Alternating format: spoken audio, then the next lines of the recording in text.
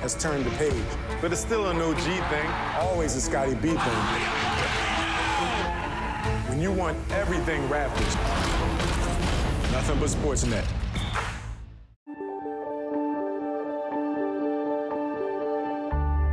You're watching Rogers TV. This program is brought to you by Ignite TV. Now you're in command. Visit Rogers.com for more details.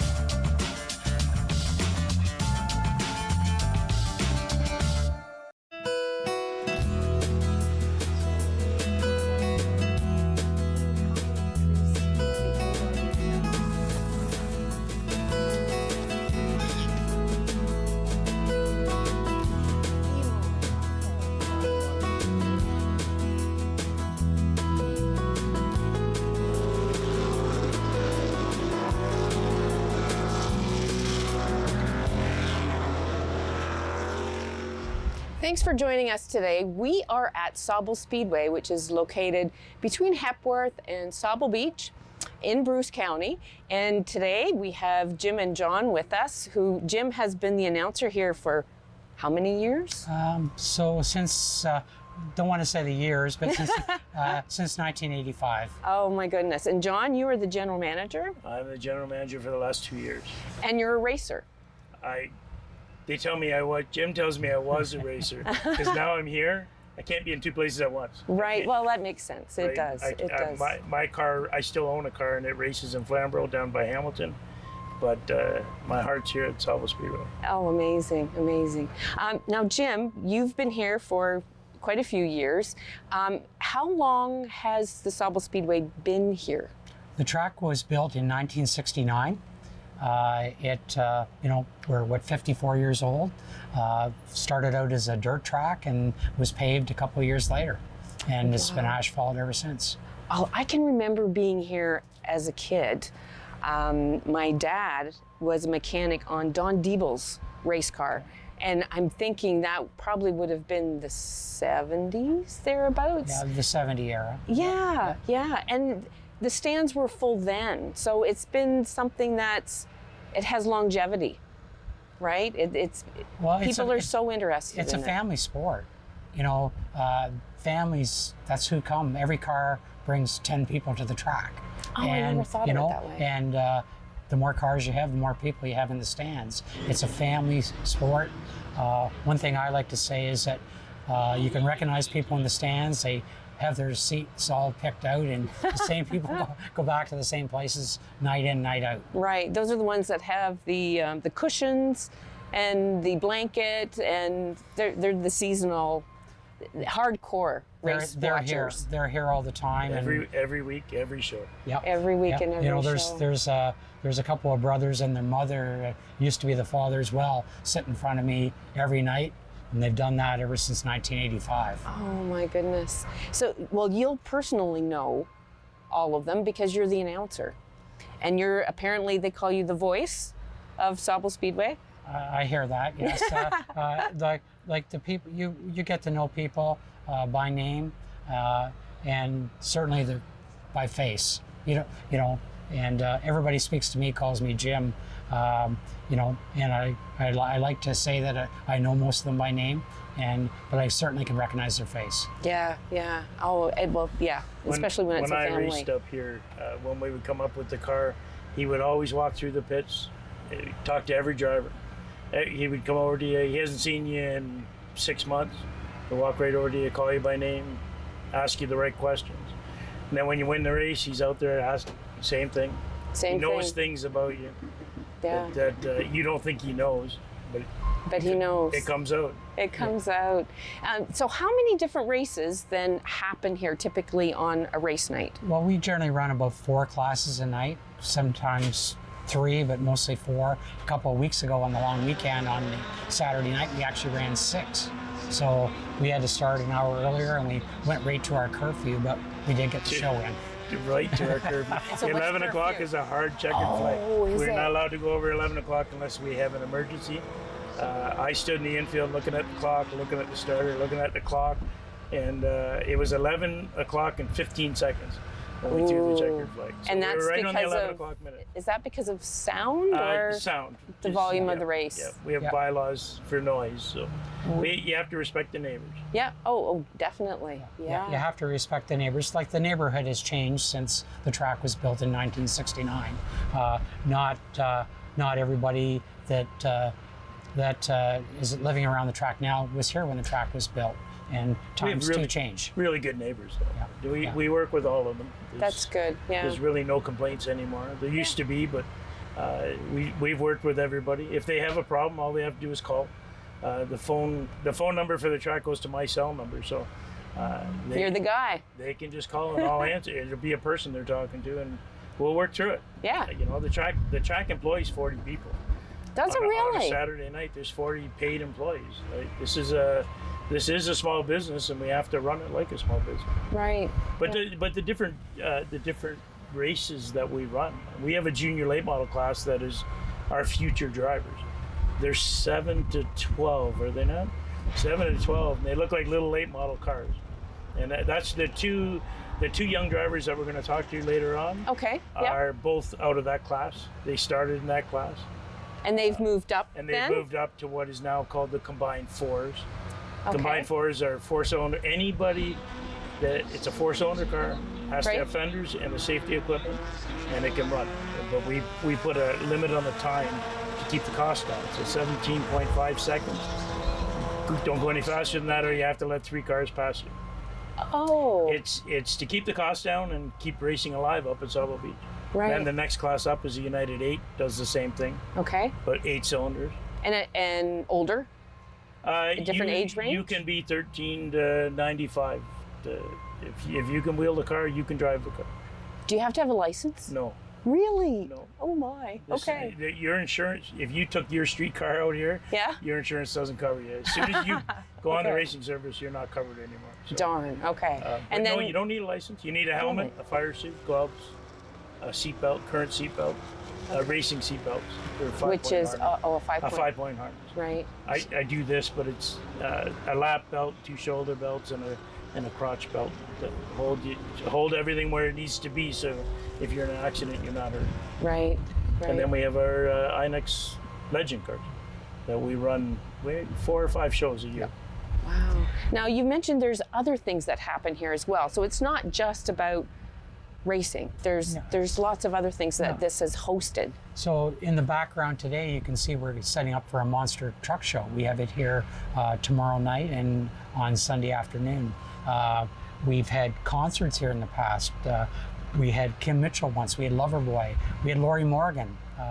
There's been numerous events that have been held here at the racetrack. We had Snowcross a year ago as well in February. Oh, I didn't know that. Okay. So there's lots of things that the facility can be used for. Right. Yeah. And typically it's just open on weekends though. Yes, we do run one Wednesday night show. The week we like to call Canadian Speed Weeks, leading to the Civic Holiday weekend. We have what we call the Dash for Cash on a Wednesday night, but simply to capture the crowd that's here at the beach on holidays, because typically the last 2 weeks in July is our big holiday weeks here. Yeah, no doubt. Our three divisions run on that Dash for Cash. Our Roots Gas Bar United 8s, that's the 8-cylinder class. Our LaUna Local 1059 Combined 4s, that's the 4-cylinder class. And our Russell Fencing Junior Late models. So they all get extra laps for those and extra money. Something John touched on there with the junior late models. We have seen numerous drivers that have gone on from the junior late models to stardom.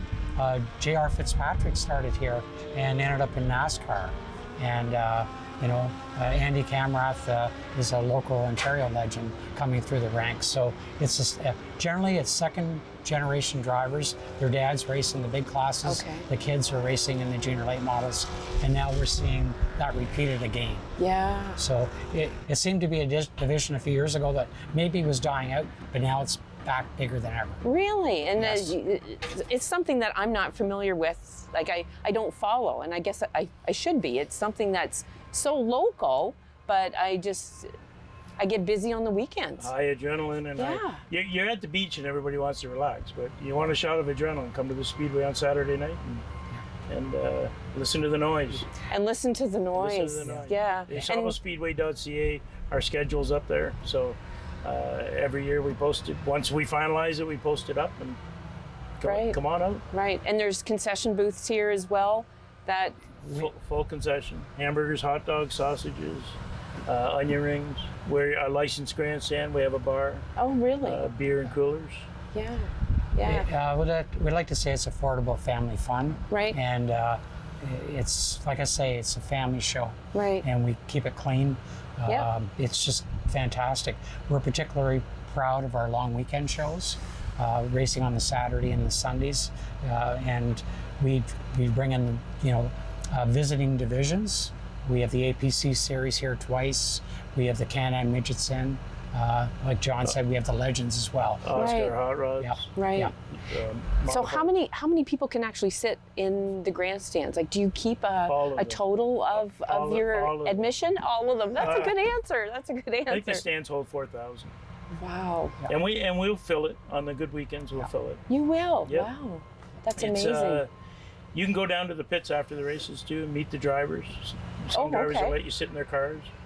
Some drivers have hero cards. They'll sign them for you and you can take them home. Wow. And that's, every night after the races are over, the pit gate is open.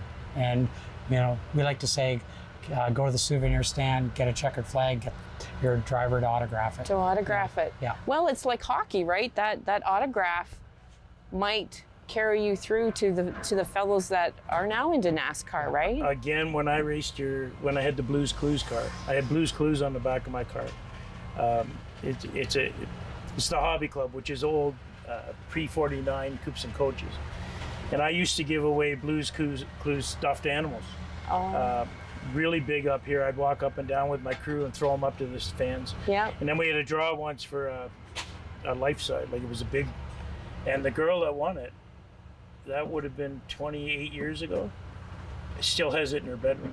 Oh my word. I bumped into her mother and she says that Blues Clues, when she got married, she took it with her and it's in the corner of their bedroom. Oh my gosh. So the memories that are made, it sticks with the people that come to the track. That's right. That's and, right. You end up working at a racetrack.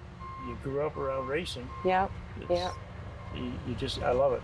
It's the thing. And talking about racing, this morning, I had to take my granddaughter, pick her up and take her to day camp, and I said that I was going to be interviewing Layla and Ryder, and she looked at me and said, Layla, I know that name. She said, I went to the races last summer and seen her, and she went to my school. That's so it's funny the connections that kids are making, and yeah, that's creating the following now, right? Our new racers. Yeah, Layla is a real competitor, as is Ryder, and they all, they started out in the junior late models, and now they're racing with people that are twice their age. Oh, that's amazing. And you wouldn't know it, the way that they compete out there. Yeah, I agree with you.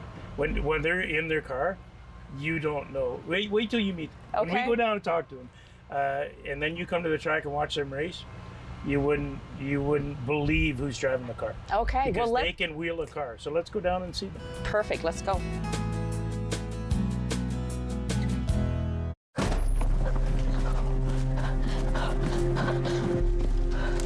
Johnny wanted to go back home.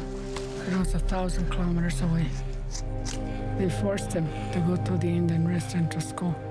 More than 150,000 of us children had to go.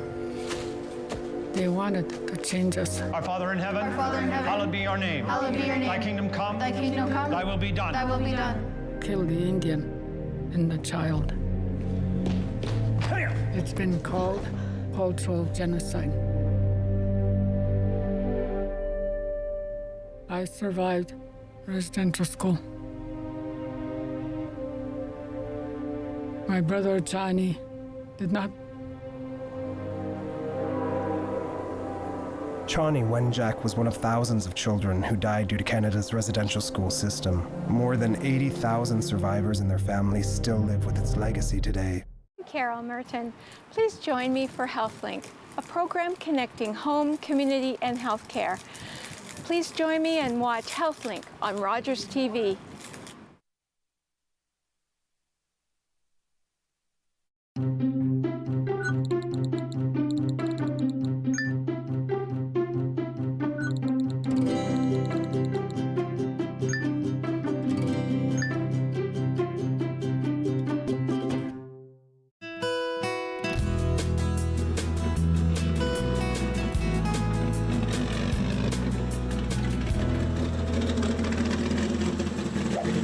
Welcome back. We are here at Sauble Speedway, and we are going to talk to Ryder and Layla, who are young racers here at Sauble Speedway. Ryder, I am so happy that you're here at Sauble Speedway. I bet you had to get up early this morning. Oh yeah, I had to get up really early. Now, whereabouts are you from? I'm from Orangeville, Ontario. Great, I love your car. Orange is my favorite color, which I know that has nothing to do with racing, but a girl thing, I think. But how did you get involved with racing? So when I was really young, my dad took me here and we would watch the races, and I would see the little small junior late models. Right. And I always asked my dad, I want to race those. Oh, neat. So what age then were you when you started racing? I was 9 years old. You were 9. Oh my gosh. Now, tell me what your car was like when you were 9. So my car, it was not like this big. It was probably up to like the window. So it was like a mini car type thing. It's called a junior late model, so it's a quarter scale of like a big late model. Wow. So it probably went from like the nose of the car, right, just to like right here. So it was fairly compact. Yes. Now I noticed on this car you've got the number 88. So how do you get your number? I've always grew up watching like NASCAR, and my favorite driver's always been Dale Earnhardt Jr. and that's always been my favorite number ever since I was little. So. Wow, that's a great way. I'm glad you're able to at least pick your number. Yes. Now this car, I don't think is an automatic. I see a stick in the center of it. So did you have to learn to drive the standard? Yes, it didn't take long. It only took like maybe 2-3 tries, and then I was able to put it in the gears and switch it and all that. Good for you. But there's extra things in this car that I see that's really foreign to me. You've got a lot of switches on the roll cage that's inside it. So what's that all about? So the far switch right over there is power steering, because this car is so heavy. I need help turning the thing, so we had to install electric power steering.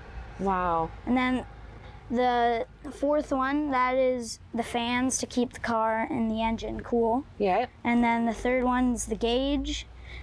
The second one is like the fuel pump. And the first one is the ignition, and then the button is like you press it all and then it all starts up and fires. Wow, you have a lot of things to be aware of, let alone driving on the track. That's very impressive. I do well to park my car when I'm just, driving. Just saying.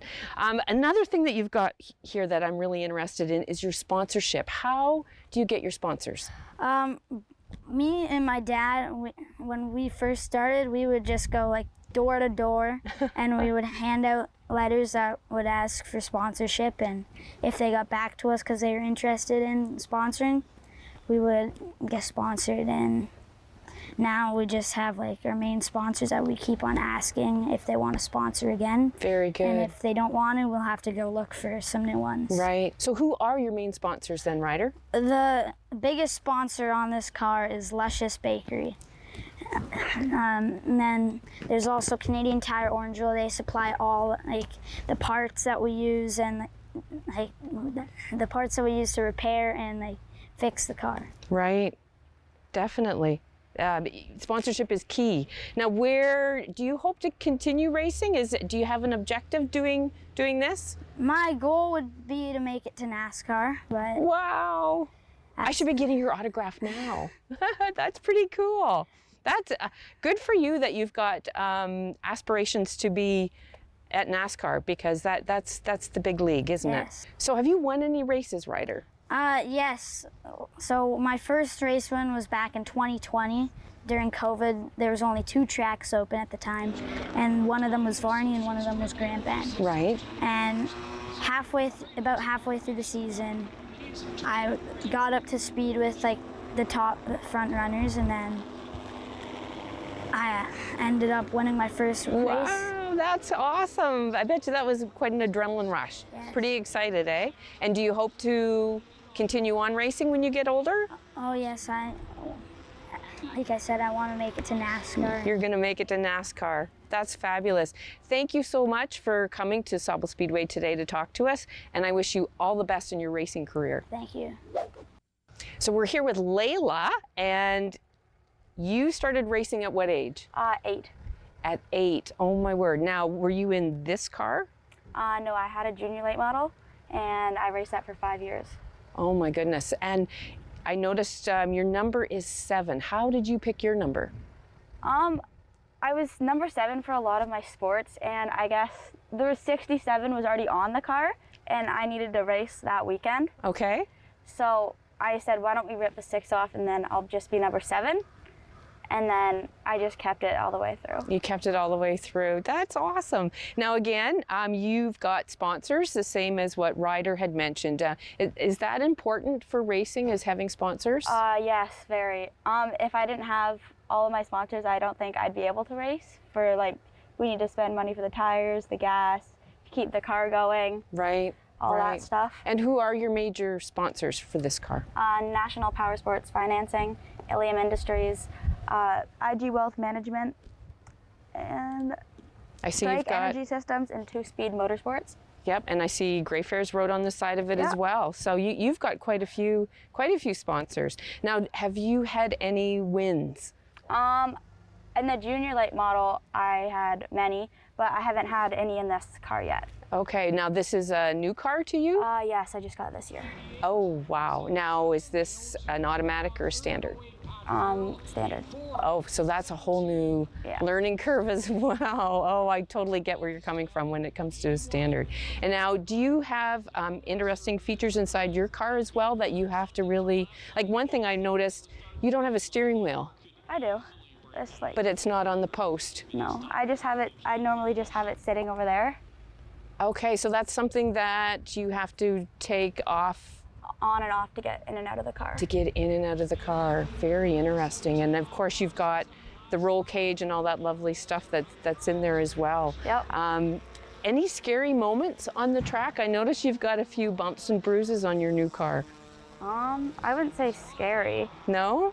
I flipped my junior car once. You did? That was probably the scariest. The scariest for you, or scariest for maybe the people watching in the stands as well? Well, maybe for my mom. I totally get where you're coming from with that. Yeah. Now, are you hoping to keep going on with racing as well? Yes, I am. I really hope. I mean, every driver's dream is to make it to NASCAR, obviously. That's right. So that would be the dream, yeah. And that would be awesome because you being a female too, that would be really cool to get into that division. Yeah. It would be. Oh, my word. One thing I've noticed with the cars being out here on the track is you don't have enough air in your tires. Is there a reason for that? Well, normally it has a little bit more air than that. Yeah? But is it having to do with the race part of it? Yeah, it's part of the setup. It is? Yeah. Yeah. So you get to come and do like warm-up laps, or do you get to practice, or do you just... Like on race days? Yeah. We just do like 2 or 3 practices, I guess. You do? Then we have our heats in the feature. Wow. So you get to at least come out and kind of warm up and get the jitters, because I know I would be really nervous. Oh, yeah. Yeah. And how do you get placed in the lineup? Like, do you pick a number? Is it luck of the draw? For the heats, you draw a number, and depending on where you place in the heats is where you are for the feature. Oh, okay. Okay. Yeah. So then as you progress, you could possibly get closer as... Yeah, depending on how many cars there are, they'll do that, but that's normally how it is. It is. Oh my goodness. Now, are you the only female that's racing, or are there other females that are in the race circuit? There are other ones, but at Sauble, I'd say I'm the only one in the mini or combined 4s. And there's like 2 other mini stock drivers, I guess. Okay. That are trying to female, that are working their way through it as well. Yeah. Wow. Well, this is so impressive. My hat off to you, because I don't think I could do this. It would be a little nerve-wracking, and yeah, I would bite my nails and wouldn't be well at it at all. Thank you very much for coming here today, because yes, you had to get your car here, and I wish you all the best in the racing career.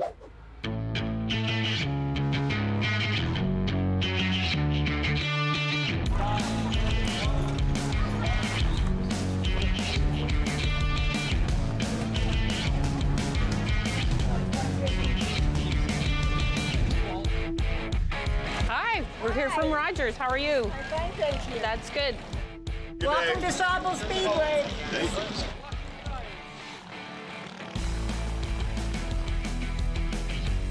Intermission. Okay. Good. Thank you.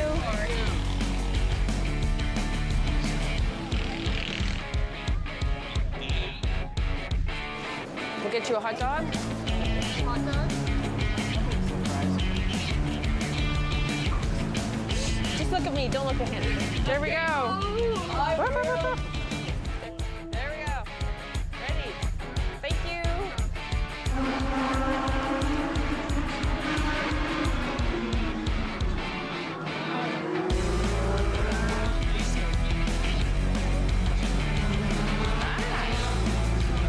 Work.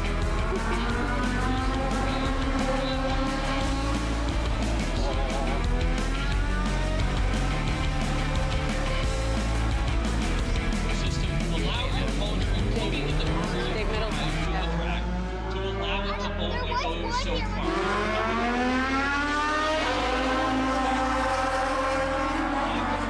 Right now, with 3 to go, then I need Jordan.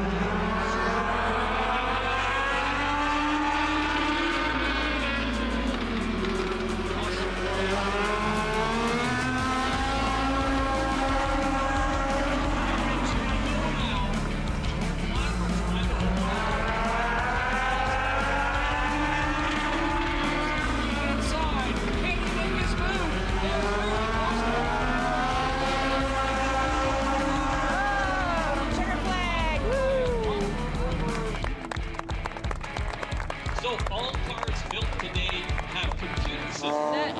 Here's Layla. Right here. And there's Ryder.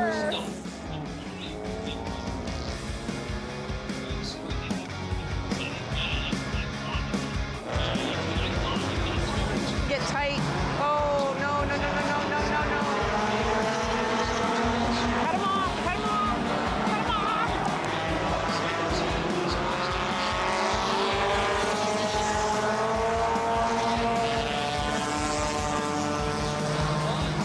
Cut him off. He's gonna lose it. Oh, no. Oh, no. He's bringing up on her. Yep. Watch him take over.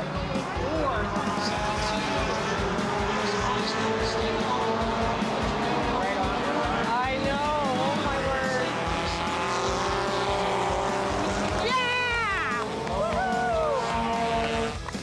Way to go, Layla! Layla with the win as she is in victory lane. Layla driving for National Power Sports Fund. We've had an absolute fantastic time here at Sauble Speedway. When you do come, make sure you bring your earplugs, but they do supply them here as well. It's been a fantastic night. So check out Sauble Speedway, and we'll see you again next time on Wandering Grey Bruce.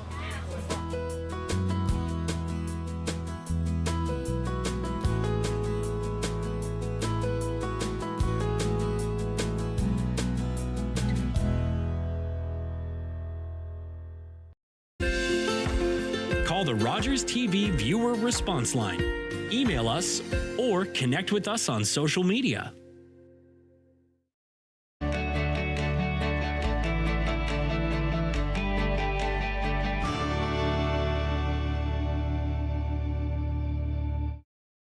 Hi, I'm David Sherman, host of Politically Speaking.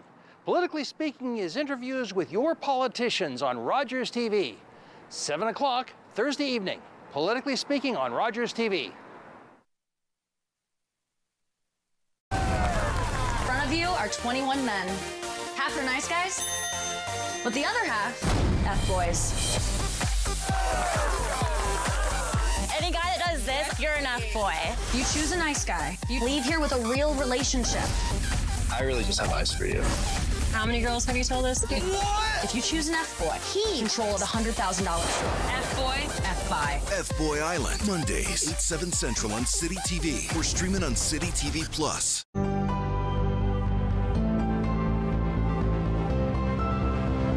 This is Rogers TV.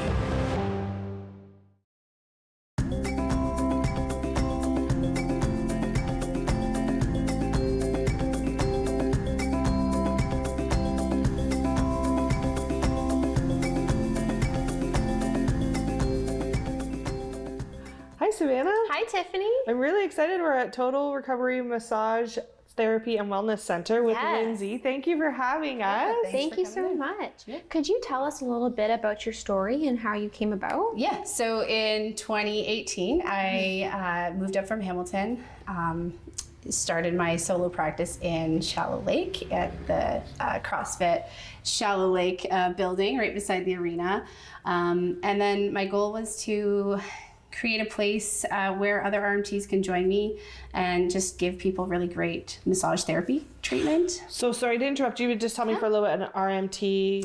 Registered massage therapist. Okay, so, perfect. Yeah, we focus on the registered piece because there is a bit more that goes into massage therapy than meets the eye, I want to say. It's a lot of science, a lot of medical. So wanted to really make that space more medical evidence-based. Yeah, and then I ended up moving out here a little bit sooner than anticipated. So my 8-year goal of expanding into a larger facility, I hit in 3 years with three of us working. Wow, good for you. That's a big accomplishment. And you're, Thank you, yeah. You're across from one of my favorite old landmarks in Owen Sound, which is you're right across from the old drive-in. It's something that we still use to let people know where we are. Like, Yes. do you know where the drive-in is? Yeah. Are you old drive-in? Yeah.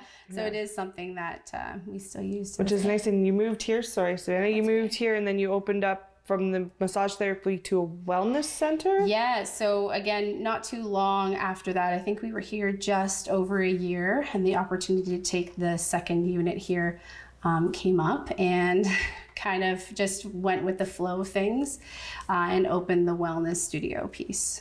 Which is where we are right now. Which is exactly where we are, yeah. Nice. Yeah. Nice. I know our viewers can't, but it smells so good. It does smell really good. I walked in and I was like, ooh, very nice. Awesome. Yeah. Good. Well, maybe could we get a little tour? Yeah, come on. Great. Perfect. So you have us here in your yoga space? Yeah, so it's just an open space that we use for practices such as yoga. We've had belly dancing classes. Oh, cool. Yeah, we try to use the space as much as possible. The idea behind the wellness studio is to just be that container for people maybe who don't have a space to teach their practices in. So we welcome practitioners to come and use our space, even though they're not part of the massage therapy or clinic side.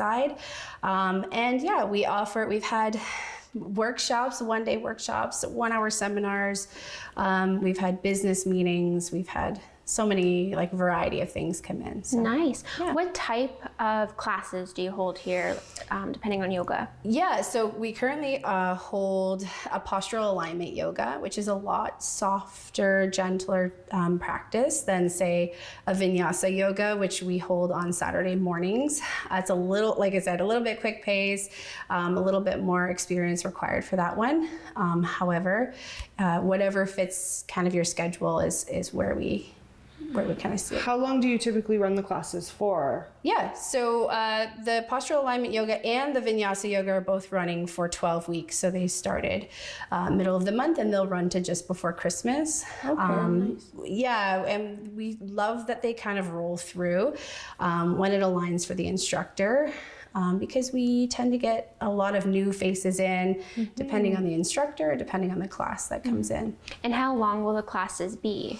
About an hour. I think the postural alignment, because it's a little bit slower, it's about an hour and a half. But yeah, we try to keep costs low as well for all of these things because we want it to be available to everyone. And I think that's super important to just bring that wellness piece to the community, is making it attainable, Absolutely. Yeah. I don't know very many places you can go to do yoga, so it's nice to know that it's offered here and that you offer spaces for instructors to come and teach. Yeah. Because that is sometimes hard to come by, so that's awesome. And people have busy lives, right? Yeah. So it's nice that you accommodate that in different days and different times, which is great. Yeah, it's kind of nice to have the variety. And like I said, it's not really my schedule. It's those practitioners who just decide I can do it.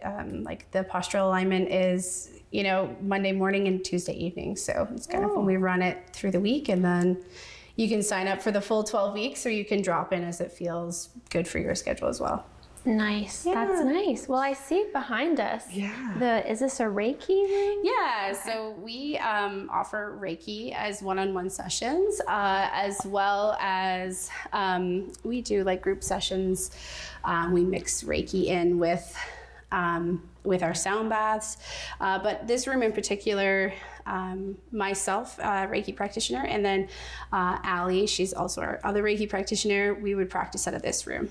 So can you tell us a little bit about Reiki? I'm not so sure I know if I'm even pronouncing it right. That was great. So Reiki is just working with that life force, that energy flow through the body. A lot of times stuck and stagnant energy within the body can kind of come out and manifest as a physical injury, kind of something that, you're like, I don't remember hurting myself, right? So it's kind of that idea that if energy isn't flowing through that center line, that energy flow will get stuck. And then, like I said, it could be a physical manifestation. It could be an emotional thing. Maybe you feel like you're kind of like not with it. This month has been kind of that for a lot of people. I like to call that the mom fog. Yeah. That's what I call that. It's just crazy. It's just always a everywhere. fog. Where am I supposed to be? So, yeah. And basically what these sessions do is offer some clarity. They offer alignment of those energies. So as the Reiki practitioner, I've been attuned to work with those energies and see them for what they are and just gently bring them back into alignment. Sometimes we incorporate breath work. Other times just coming into the room, there's a big emotional release because I think that those energies recognize that relief is coming. So we work a lot with that.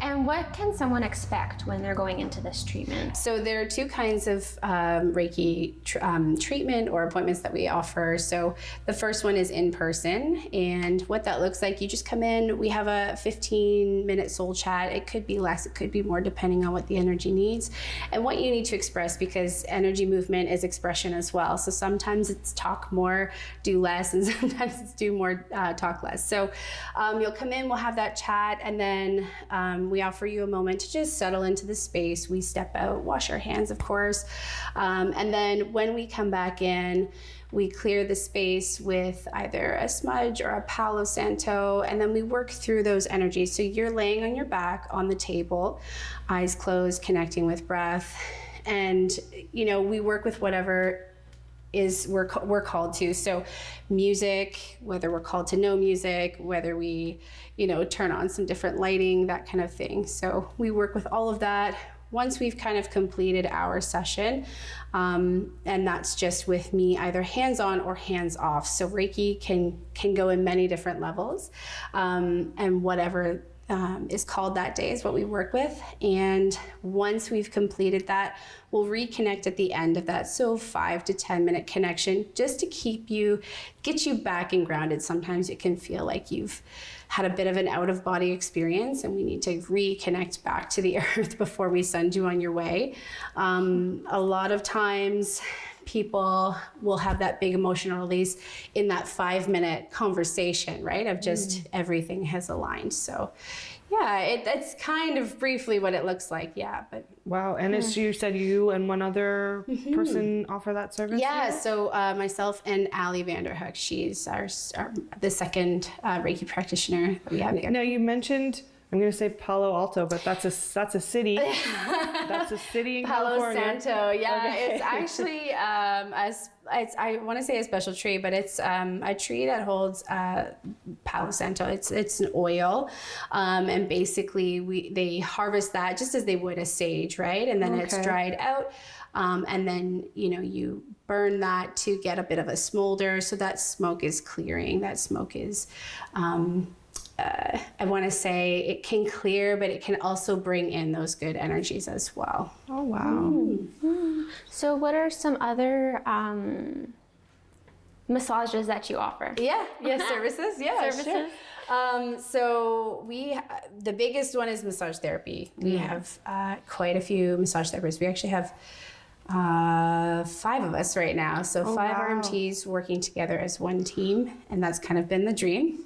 Yeah, I was just going to say, so if I'm getting my timelines right, you moved up here in 2018 with yourself out of the CrossFit in Shallow Lake. Yeah. And you, in the span of 5 years, you have now opened up your own space and you have 5 RMTs that are working with you in this space. Yeah. Congratulations. Thank you. That's amazing. Thank Wow. you. Hard work. Yeah, thank you. Yeah, it's really just been about like supporting people. I think big piece of business and big piece of working with as a team is just to be connected and to offer support where maybe they wouldn't have had before or when they're going through something in the moment. So often I find anyone I work with, they're so quick to say, oh, I can't come in, I'm sick, or I can't do this, and it's really just what they need. How can they operate, well if they're not feeling well, right? So it's just offering that piece of support.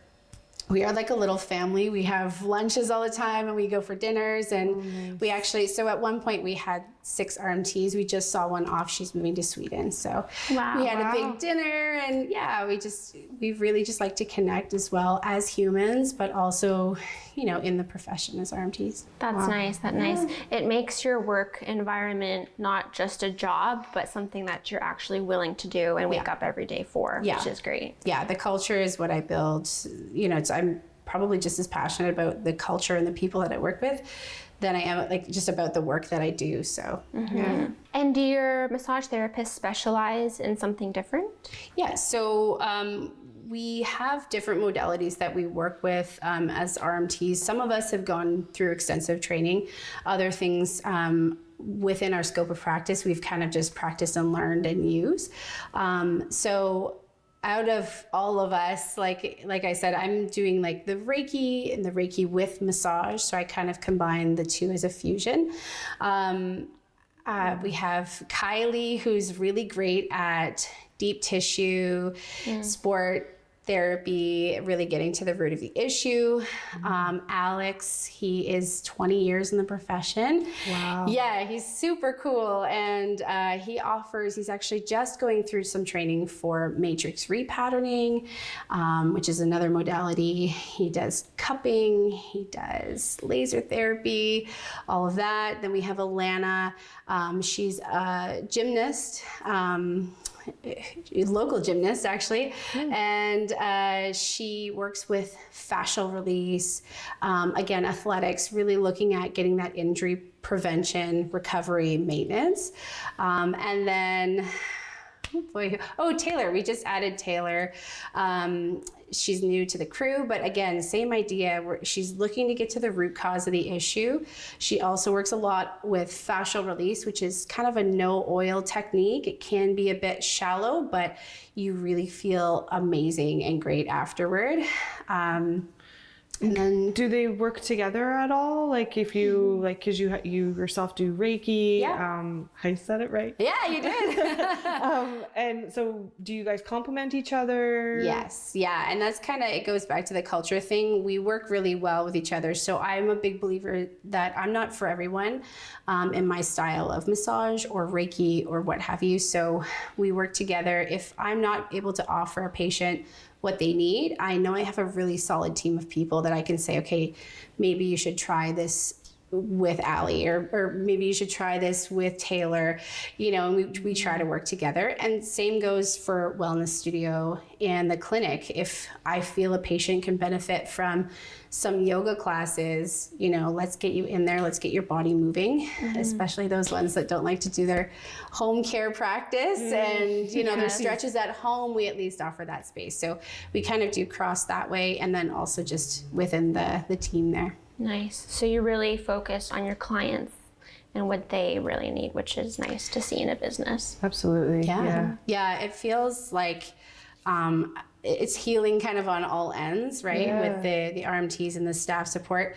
But then also, the patients coming in, like I said, I'm not for everyone. And if we don't have someone here that is for you, I'm more than willing to open up to other RMTs, which I have actually in the past, to find a better fit, because I believe it's healthcare. I believe it's something that we are all entitled to, but to get good healthcare and to get good care for our wellness and everything. So now I do know that you have you do sound healing. Yep. And I'm so interested with that. Yeah. Can you show us where you perform the sound healing? Yeah. Hopefully you'll perform for us. Sure, come on with me. Yeah.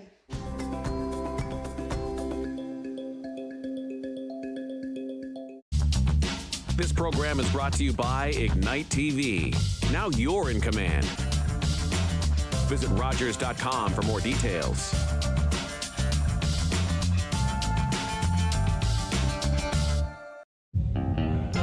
Long way from Nashville and Mama, I tell you that. Performed from Montreal to Boston to Los Angeles. But Toronto, that's my chosen home. Sure, when I'm walking down Yonge Street, I see some funny people who have the nerve to point the finger at me. And grin and smile and whisper.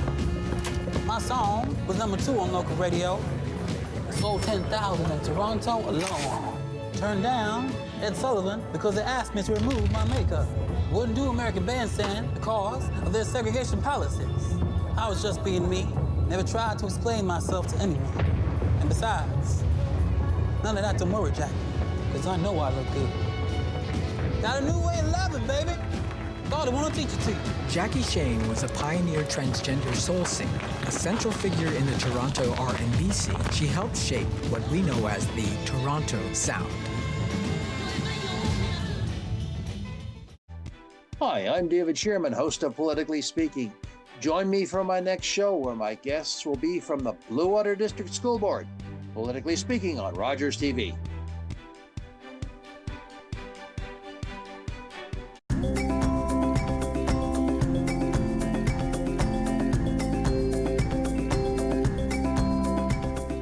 Welcome back. We're here with Lindsay from Total Recovery.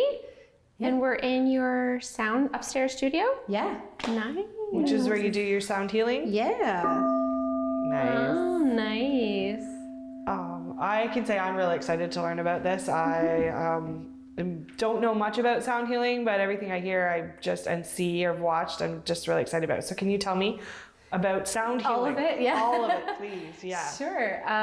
So sound healing, the idea that we're creating frequencies that affect, similar to Reiki, right? That energy life force, that chi flow that you have going on within you, again, can be used as a tool to bring those energies back to alignment, help with releasing those energetic blocks as well. Kind of on a scientific level, if you've ever heard of like a binaural beat, it is when two sound waves clash together, create a sound within your eardrum and your ear canal. So it's kind of one of those things where the healing happens both on and off of the frequency, but you don't really know what is what. So with sound healing, say in a group setting like we are right now, it's kind of like a concert, but for your soul, which is super cool. Yeah, Oh. and everyone's experience is different in a room. We could have 25 people, and everyone will have a separate experience. Yeah. And you have a bunch of different instruments here. Yeah. You produce, I'm guessing, a different frequency and level of sound? Yeah, different levels. Like for example, like a little softer kind of, it's really great, especially if we've had a really, I want to say like high frequency sound bath. It's good to just bring in some grounding. We have some bells, some chimes. So when you're going about a class, how do you regulate what sound you're going to use? Is it all based on the energy of the ones in the class? Yeah. Okay. Yeah, so that's exactly it. It really, I try to tap into the energies that I'm feeling too, because as much as it is a healing for everyone else, it's also a healing for me. So it's not just about my energies. I do feel, okay, maybe we're going over here, maybe we're going over there.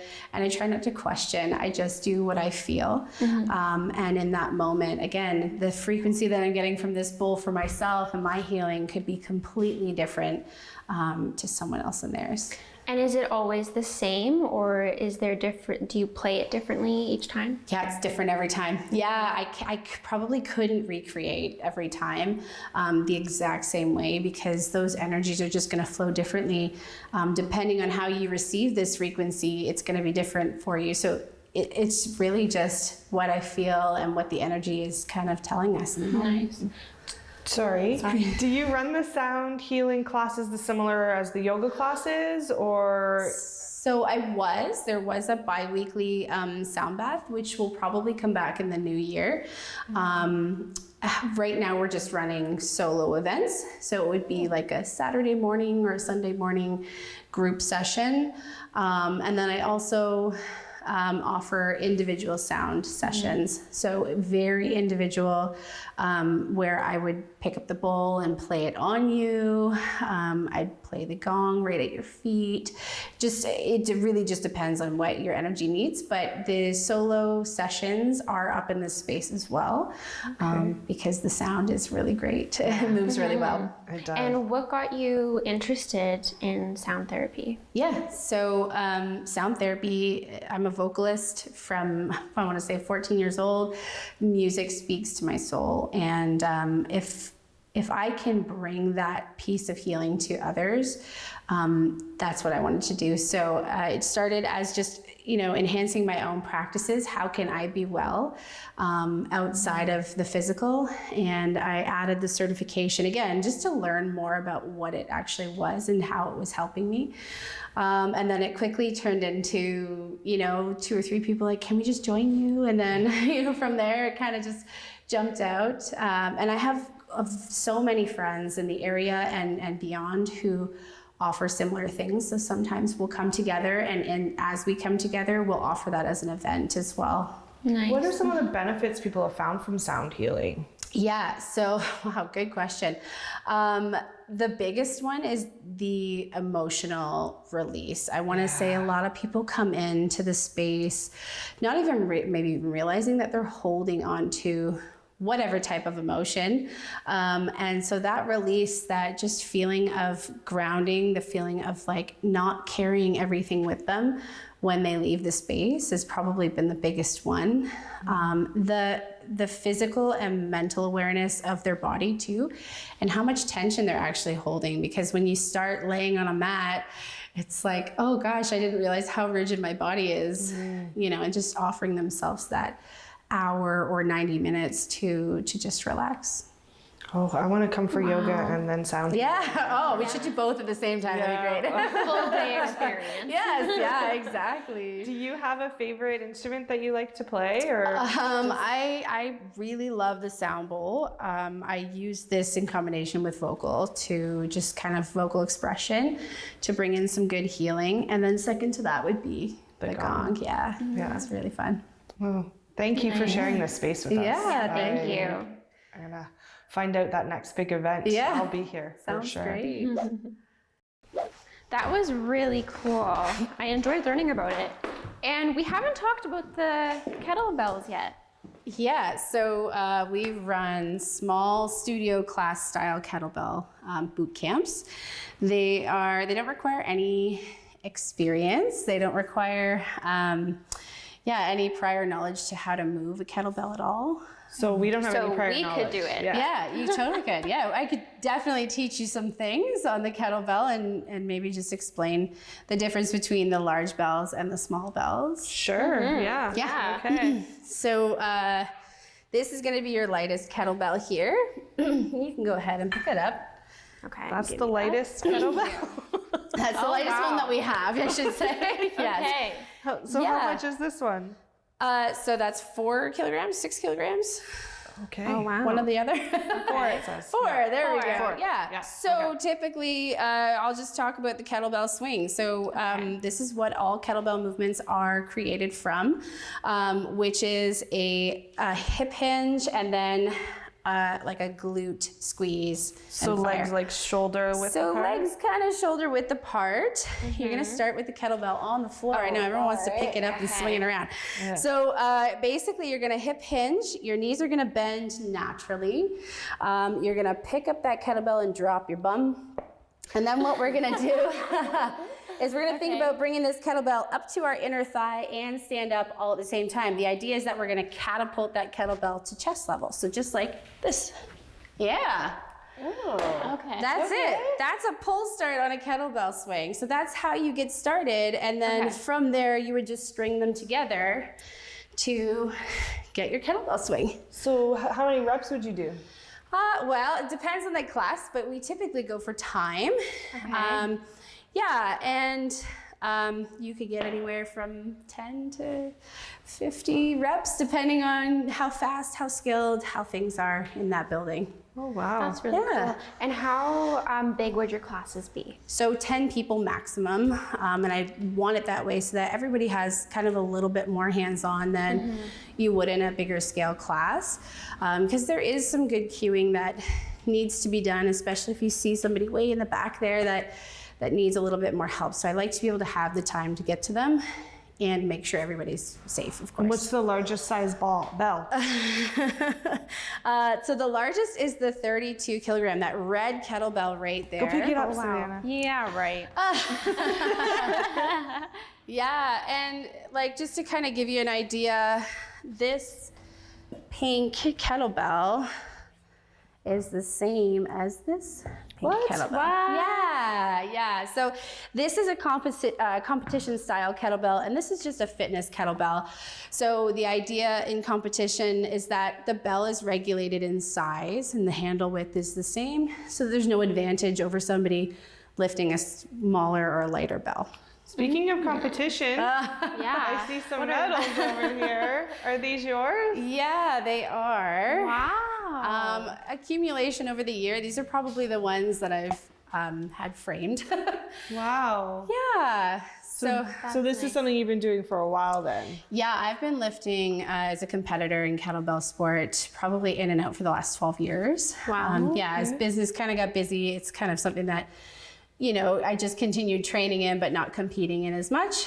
But as of late, I've just competed and I got a spot on Team Canada. So wow. Congratulations. Thank you. Wow. Yeah, so you know what you're talking about. Yeah, I've been, like I said, I've been competing the last 12 years, but been teaching and instructing and coaching for the last 12 as well. Wow. So I really am super adamant that people feel good when they leave here. They don't want to be, not looking for injury, we're looking for good movement and mobility. Awesome. Wow, that's great. Yeah. So how can someone get in contact to book an appointment? Yeah, so our online booking system is very easy, super simple. We book both events and services, so massage or Reiki through the same system. You can find that on our website. And then for general, like kind of clinic, get in contact with us, you can phone us or shoot us an email. Nice. And it'll and it'll show the availabilities when you click which treatment you would like. Yeah, that's right. So you can even specify right down to the RMT or the service that you'd like to book, and it'll just bring up the first available, or you can search through what's available. Nice. Well, Lindsay, thank you so much for having us today. I enjoyed that sound bath so much. I can't wait to. I'm leaving here and hopping on my phone and booking an appointment right away. That's great. I'm so glad you guys came in. Well, thank you. It was great. Thank you. Thanks.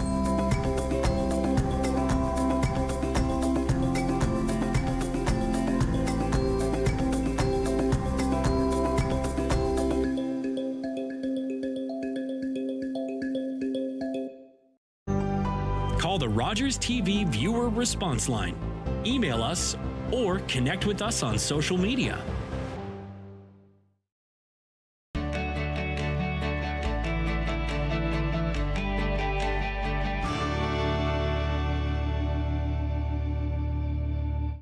Jesse L. Martin is back. Why crash a plane that half the passengers survive? That's why you're here. Why would somebody confess to a murder he didn't commit? Why